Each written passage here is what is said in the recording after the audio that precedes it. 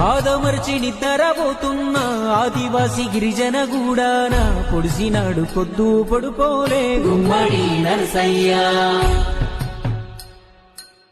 మట్టి మనుషులందరికీ తాను సుట్టమోలే ఉట్టి పెరిగాడు పేద తల్లి పేగు బంధమే గుమ్మడి నరసయ్య.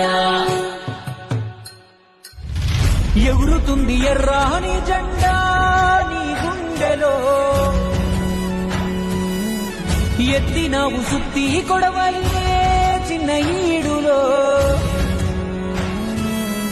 జనము కొరకు ఉంటే చాలంటే